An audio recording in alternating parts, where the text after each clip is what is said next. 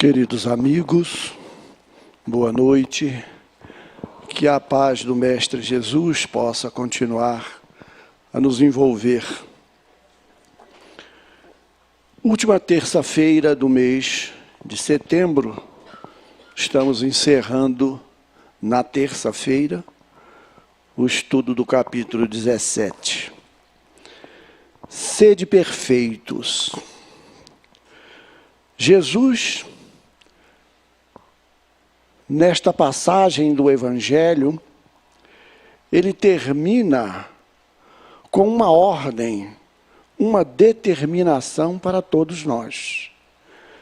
Sede perfeitos. E ele nos oferece os meios para conquistarmos essa perfeição. No Sermão da Montanha, Jesus abre o seu discurso com as bem-aventuranças. Então, Jesus, nas bem-aventuranças, ele promete o reino de Deus, promete a consolação, promete a fartura àqueles que têm fome e sede de justiça, promete que os mansos possuirão a terra, promete que os pacíficos, que os puros de coração, verão a Deus. Então Jesus nos fala nas bem-aventuranças, e as bem-aventuranças são a introdução do Sermão da Montanha. E a seguir, ele desdobra aquelas promessas, nos trazendo ensinamentos que, se seguirmos, nós realmente chegaremos a essa posição de cumprir o ordenamento de sede perfeitos. E aí veio a doutrina espírita. Jesus, no Consolador prometido, ele prometeu que viria o Consolador para ensinar as coisas que ele não podia ensinar naquele momento, porque a humanidade não estava preparada para receber aqueles ensinos. E o Consolador prometido viria ensinar essas coisas e também relembrar os seus ensinamentos, porque ele sabia que nós esqueceríamos muitas lições que nos foram passadas. E a doutrina espírita, na questão 115, nos esclarece que nós todos espíritos fomos criados simples e ignorantes, isto é, sem saber. E Deus nos deu determinadas missões, provas, para que nós progressivamente pudéssemos conquistar a perfeição. E a questão 115 nos esclarece que, conquistando a perfeição, nós compreenderíamos a verdade absoluta. Nós nos aproximaremos de Deus e conquistaremos a felicidade. Então nós temos todas as ferramentas para cumprir a ordem de Jesus. E a doutrina espírita desdobrou aquele ensinamento do Mestre, nos falando nos caracteres da perfeição, no homem de bem, os bons espíritas, nos traz outro ensinamento evangélico, que é a parábola do semeador, nos fala sobre o dever e a virtude, os superiores e inferiores, E o homem no mundo, como nós conquistaremos essa perfeição no mundo que nós vemos tão cheio de violência, de tanta deturpação? E nos fala que devemos cuidar do corpo e do espírito, porque às vezes nós temos a falsa ideia de que, maltratando o corpo, nós conquistaremos a perfeição. Mas para começarmos, para continuarmos as nossas reflexões a respeito da conquista da perfeição, Allan Kardec pergunta lá na questão 625 do Livro dos Espíritos: qual o tipo mais perfeito que Deus tem oferecido ao homem para servir de guia e modelo? E a resposta de 2 palavras apenas: vede Jesus. Vede Jesus, o homem mais importante que já surgiu sobre a terra, em todos os tempos, porque dividiu a história da humanidade em antes e depois dele. E Kardec faz ainda um pequeno comentário. Jesus é para o homem o modelo da perfeição moral a que a humanidade pode pretender na Terra. E Dr. Bezerra de Menezes nos fala: se Jesus é o modelo da perfeição moral, ele deve ser o objeto das nossas aspirações, deve ser o nosso ideal de vida. Os seus ensinamentos devem ser para nós o ideal de vida. Jesus deve estar nas nossas cogitações no dia a dia. Não é um dia da semana ou um dia do mês, mas no dia a dia. Desde o momento em que nós nos levantamos até o momento em que dormirmos. Porque os ensinamentos de Jesus precisam estar presentes a toda hora nas nossas cogitações. Mas, continuando, vamos rever o ensinamento de Jesus que abre esse capítulo 17, e que nós já vimos na primeira terça-feira do mês, mas não custa relembrar. Jesus nos fala: amai os vossos inimigos. Olha, isso para conquistar a perfeição. Porque amar aos amigos é muito fácil. Amar os parentes, os familiares. Fazei o bem aos que vos odeiam. Então, orai pelos que vos perseguem e caluniam.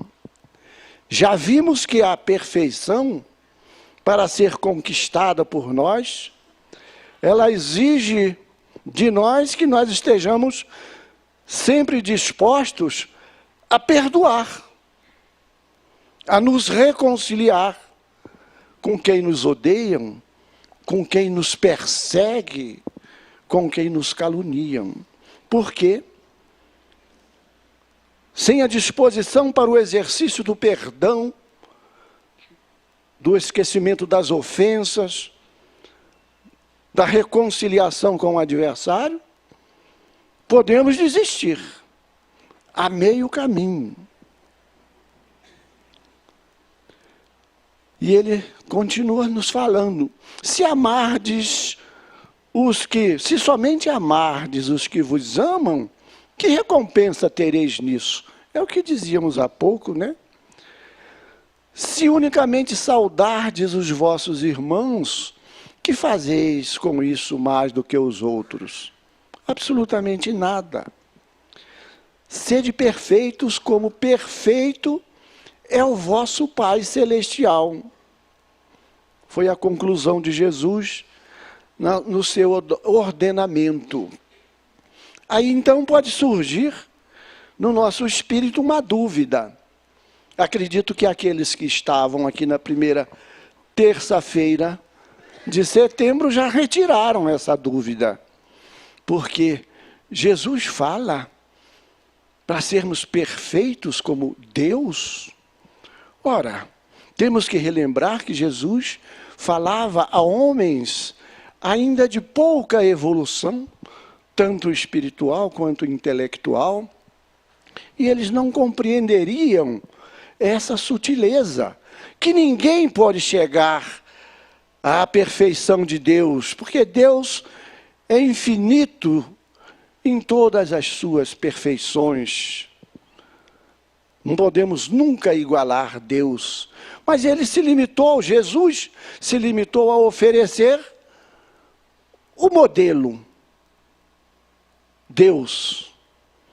Mas veio o Espiritismo e apresentou o próprio Jesus como modelo, o que Jesus não poderia fazer naquele momento. Então, Deus era aquilo que o homem deveria buscar. O Evangelho de Jesus, relembrando, é o nosso código de conduta universal, disse a Rose na hora da prece, baseado nas leis de Deus. Agora, voltando aqui no Evangelho de Jesus, para conquistar esse ensinamento, para seguir esse Evangelho, é aquilo que nós falamos há pouco, lembrando o doutor Bezerra de Menezes. Nós não podemos nos afastar desse Evangelho em nenhum momento. Nós temos que procurar vivenciá-lo. E como vivenciar o Evangelho? Nós temos que procurar, em primeiro lugar, vivenciá-lo em nós mesmos, no nosso íntimo. Porque como nós iremos ensinar o Evangelho, a vivência do Evangelho para os nossos filhos, por exemplo, se nós agirmos de forma contrária àquilo que o Evangelho nos fala? Então precisamos, nós, em primeiro lugar, vivenciar esse Evangelho com toda a força, com toda a vontade, para estarmos. Eu queria voltar aqui a um ponto que eu pulei. Eu queria voltar e apertei para frente.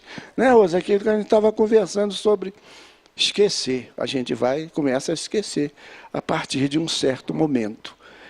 A essência da perfeição é praticar a caridade, porque implica a prática de todas as outras virtudes. Mas aí, o Espiritismo nos fala que a prática da caridade, ela implica também em outras conquistas. Além da prática da caridade, nós precisamos de outras conquistas. Dr. Bezerra de Menezes, ele nos diz aqui, até registrei, o Espiritismo não aceita perfeição sem o duplo requisito da virtude e do saber. Então nós precisamos também conquistar o saber. Além de aprender a amar o nosso próximo, a amar os nossos inimigos, fazer o bem a eles, nós precisamos também aprender a lutar, a travar uma luta e com a disposição de vencer contra as nossas imperfeições. Porque além de aprender a santidade, nós precisamos também aprender a ciência da vida.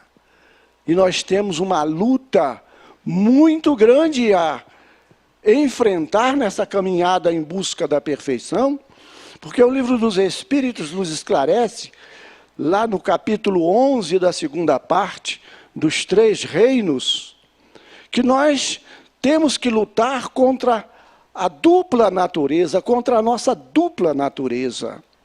Nós temos, de um lado, a natureza animal, Com relação à natureza animal, nós somos equiparados a qualquer animal. Nós temos instintos equiparados a instintos de animais. Mas nós não podemos nos entregar a esses instintos, porque nós sabemos, nós temos livre-arbítrio, nós temos consciência e precisamos lutar, então, contra esses instintos. E além de lutar, de domar a nossa natureza animal, nós temos que vencer as nossas imperfeições do espírito. Então, a luta é grande, a caminhada ela é repleta também de espinhos. Mas Dr. Bezerra de Menezes nos relembra, Jesus não nos prometeu facilidade, não. Quando ele nos convidou a segui-lo, ele também falou na cruz: pega a tua cruz e segue-me. Então nós temos que trazer nos ombros as nossas cruzes, quando nós precisarmos vencer o nosso egoísmo, o nosso orgulho, a nossa vaidade, o nosso descontrole no campo dos sentimentos. São cruzes que nós precisamos carregar para vencer esses instintos e essas tentações. O Espiritismo, nós já estamos vendo, veio nos auxiliar na compreensão do Evangelho de Jesus, mas não instituiu nenhuma nova moral. Apenas facilita a compreensão e a prática do cristianismo.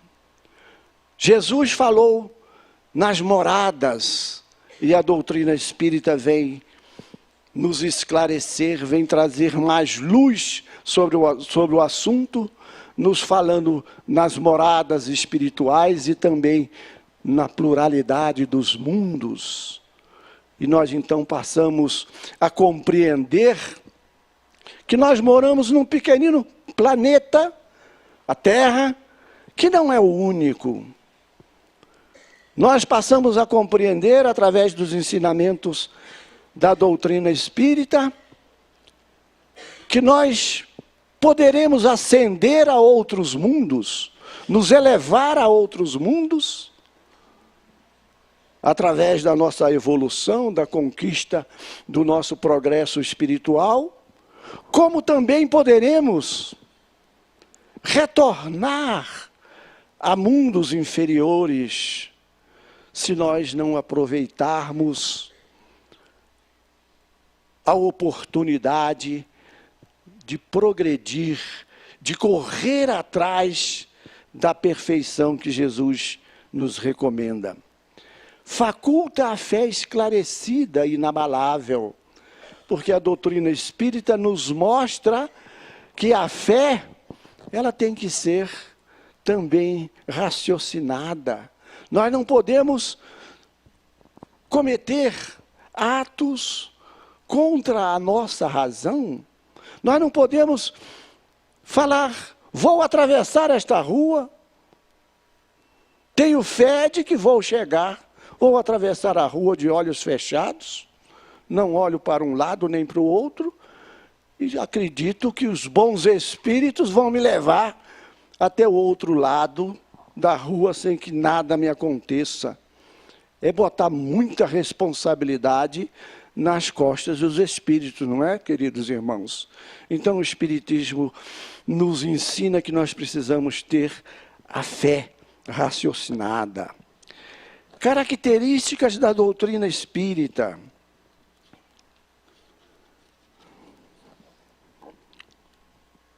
Não contém alegorias, mistérios nem figuras que levam a falsas interpretações. Lendo o Evangelho, lendo as respostas dos Espíritos, no Livro dos Espíritos e nas demais obras da codificação, nós entendemos os assuntos ali tratados com uma clareza muito grande, que é da essência da doutrina. Vai direto à inteligência, vai direto à nossa inteligência. Allan Kardec, os doutrinadores encarnados e desencarnados, eles nos falam de uma forma clara para que nós possamos entender muito bem, não é, o ensinamento que está sendo transmitido a nós. Mas é importante, queridos irmãos, que além de procurarmos vivenciar os ensinamentos de Jesus e os ensinamentos da doutrina espírita, que são a mesma coisa, nós procuremos nos conhecer a nós mesmos. Porque às vezes nós lemos o Evangelho e, mas isso é muito difícil de compreender. Será que nós queremos compreender? Será que nós estamos nos esforçando para compreender? Aí nós temos que buscar o socorro lá da questão 919A do Livro dos Espíritos, quando Kardec faz uma pergunta sobre se conhecer e tem uma resposta extraordinária de Santo Agostinho. Se vocês tiverem o Livro dos Espíritos em casa, não deixem passar. Cheguem hoje e leiam a resposta à questão 919A de Santo Agostinho. Mas ele nos recomenda assim, num resumo muito apertado, que nós devemos a cada noite revisar os nossos atos do dia. O que eu fiz hoje? Eu ofendi alguém? Eu fui contra a lei de Deus? Eu violei algum preceito? Eu desrespeitei algum semelhante meu? Mas fazer isso honestamente, com o desejo sincero de aprender. E aí nós teremos a resposta e nós vamos nos conhecer. Como reconhecer o verdadeiro espírita? Pela sua transformação moral. O verdadeiro espírita, o verdadeiro cristão, que são a mesma coisa, pelos esforços que emprega para domar suas más inclinações, pela transformação moral e nos domando as nossas más inclinações e procurando seguir a lei de Deus, nós nos transformamos naquele homem de bem de que nos fala o capítulo. E que a mensagem aqui no início transcreveu. O homem de bem é aquele que procura cumprir a lei de justiça, de amor e de caridade, na sua maior expressão. E ainda,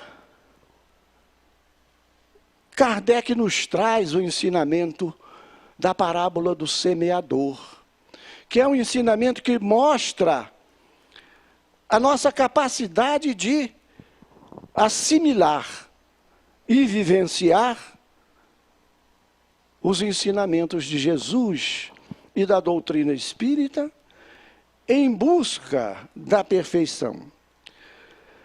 Retrata a parábola as nossas diferentes maneiras de receber e utilizar os ensinamentos da doutrina espírita. Compara essas diferenças com diversos terrenos nos quais as sementes dos ensinamentos espirituais foram semeadas. Todos, acredito, já leram a parábola do semeador, já ouviram ela ser narrada. E nós sabemos que o semeador deixou cair semente ao longo do caminho, jogou sementes em terrenos pedregosos, jogou sementes nos espinheiros, e essas sementes não frutificaram. Mas na terra boa essa semente frutificou. Uma deu 100, outra deu 60 e outra 30 por um. Vejam só, é um chamado ao nosso coração, aos nossos corações.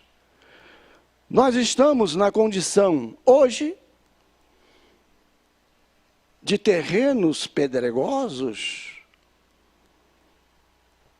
Nós estamos na condição de espinheiros, ou ao longo do caminho, que rejeitamos os ensinamentos de Jesus e da doutrina espírita, ou nós já estamos com uma terra boa, rendendo já 30 por um, ou 20, que Jesus não falou em menos de 30, mas tem aqueles que já renderam 30, renderam 15, 10, quem rendeu um já está melhor do que não ter rendido nada. É uma consideração que nós precisamos fazer. E Jesus fala, o semeador saiu a semear.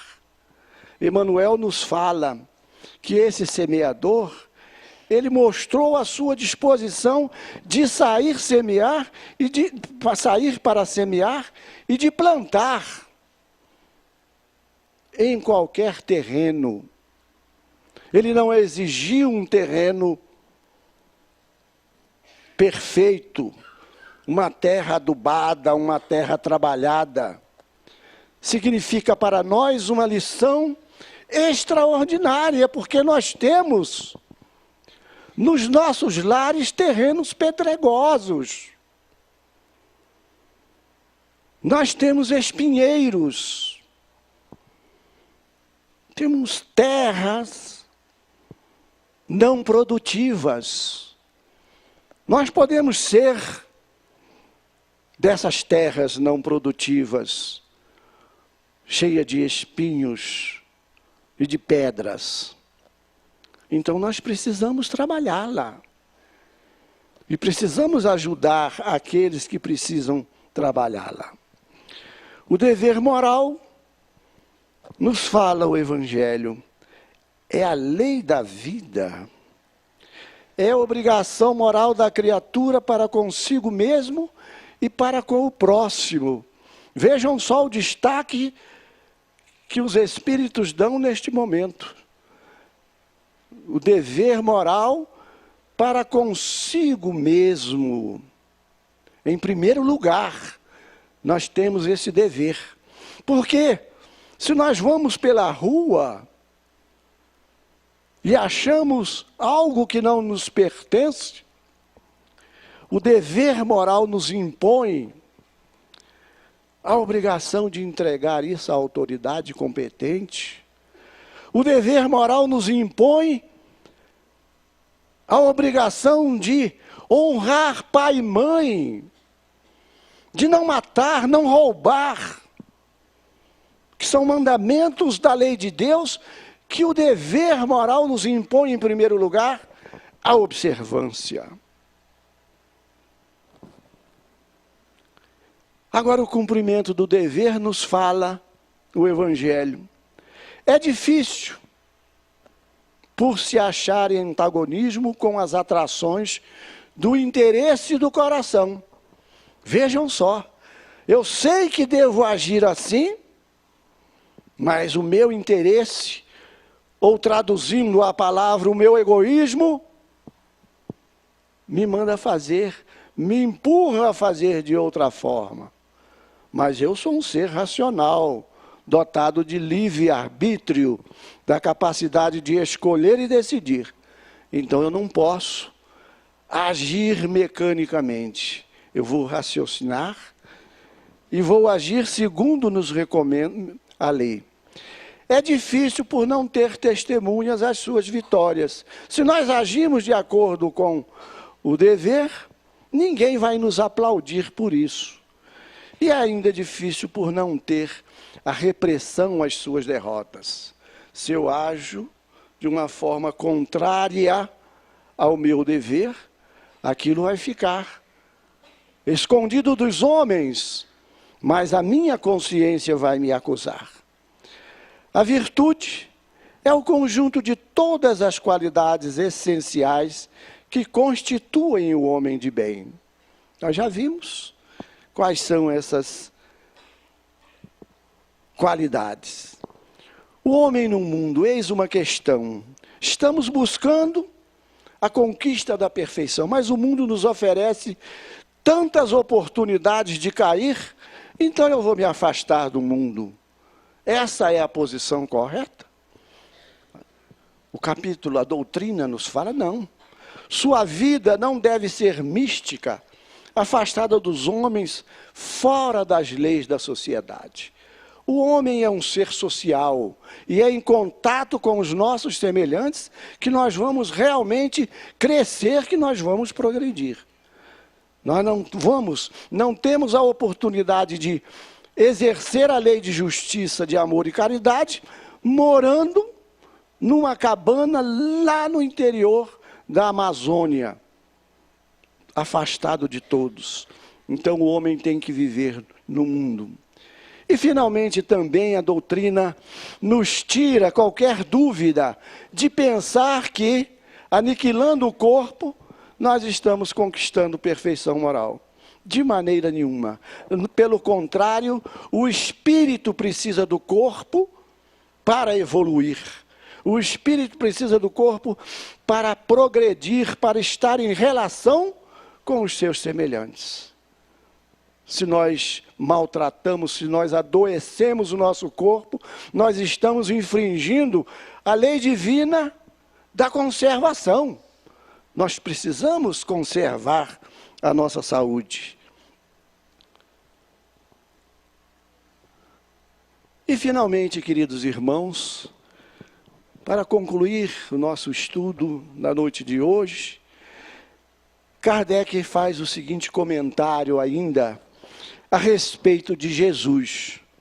Deus nos oferece Jesus como o mais perfeito modelo, e a doutrina que ensinou é a mais pura expressão da sua lei, porque ele estava animado de espírito divino e foi o ser mais puro que apareceu sobre a terra. As leis divinas, estando escritas no livro da natureza, o homem pode conhecê-las quando quis procurá-las. Vamos, queridos irmãos, nos esforçar para cumprir as leis divinas. Que a paz do Mestre continue conosco.